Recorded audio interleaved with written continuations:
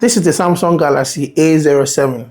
Now, I've been daily driving this smartphone for weeks now, and you may have seen a lot of videos on the internet talking about this smartphone. So before I dropped my video today, I wanted to test out a couple of things. I even compared it to the Tecno Spark 40 Pro just to see how far I can stretch this smartphone. So if you haven't seen that video, you probably can check it out after watching this video. Okay, let's cut to the chase. Is this smartphone actually good?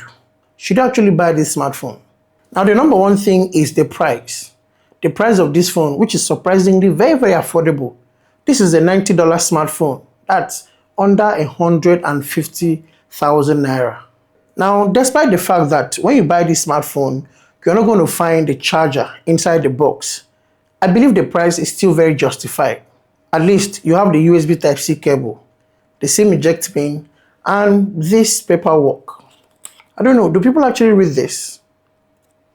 So when I had this smartphone, my initial impression was this phone is going to sell, considering the price they've given it, and also in the performance aspect. Samsung decided to upgrade the processor to the Helio G99. And for me, I think a lot of competitions out there are going to struggle to keep up, especially for the price.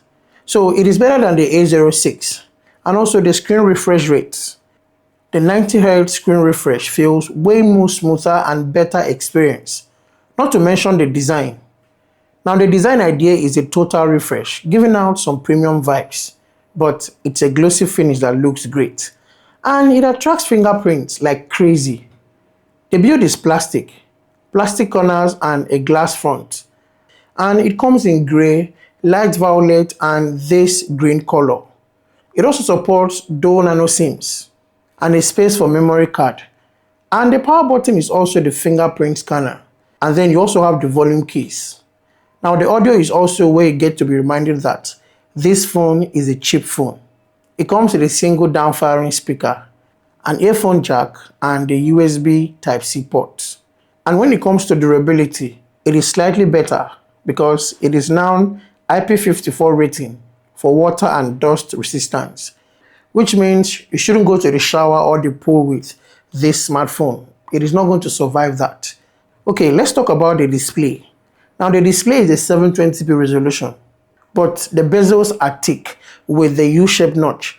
Now, if you're watching YouTube videos, the video quality is not limited to 720.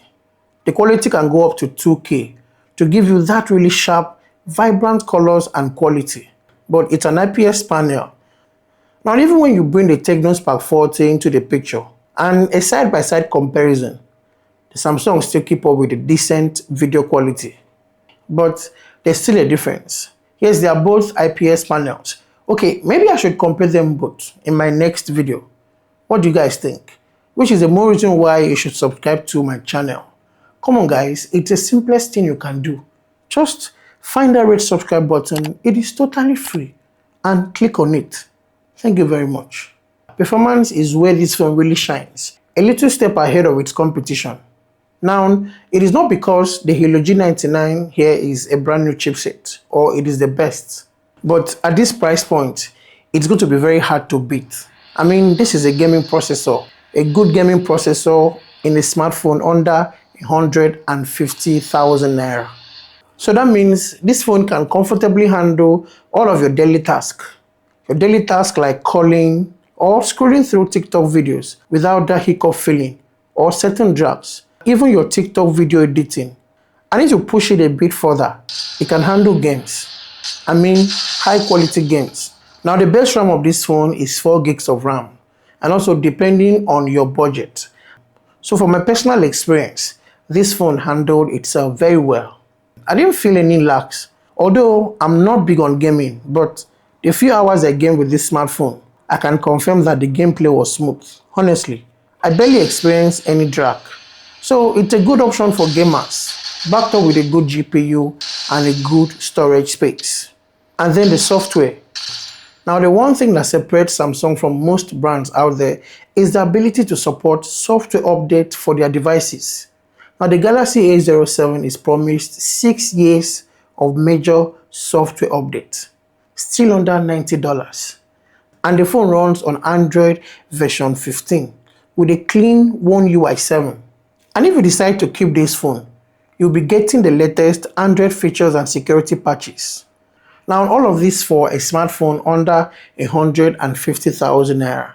Honestly, I would say it is a good deal, but not everything about this smartphone is actually a 100%. And one of them has to be the camera. Okay, let's talk about the battery before we go down to the camera. You have a 5000 milliamp battery here. Thanks to the processor, it also enhances battery life to some extent. So if you drain out the battery, you will need at least a 25-watt charger to boost it up. When I bought mine, there was no included charger inside the box. So you'll have to spend extra like I did to get at least a 25-watt charger. And it supports fast charging. And it can easily take you through the whole day doing so much. Now on the camera side of things, the Galaxy A07 comes with a 50 megapixels main lens, along with a 2 megapixels depth camera, and then an LED flashlight.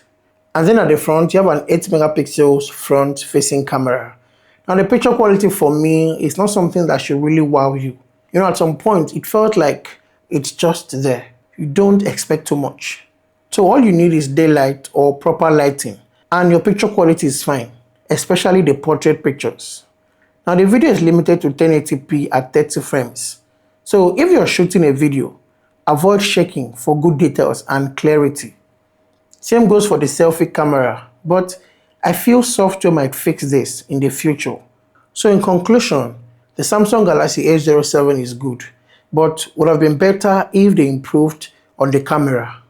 But giving you a good processor under 150,000 naira, a gaming processor, is okay. I would advise that if you're getting this smartphone, you should go for at least the 6 gigs of RAM, depending on your budget. But before you leave, I would like to know what you think about the Samsung Galaxy A07. Now, if you have this smartphone already, please come over to the comments and tell us how the experience using this smartphone. It might help someone out there make a purchase decision. Now, before you leave, please hit on that subscribe button. It means a whole lot to me, and it is totally and always forever free. So guys, thank you very much for watching this video, and I will see you in the next one.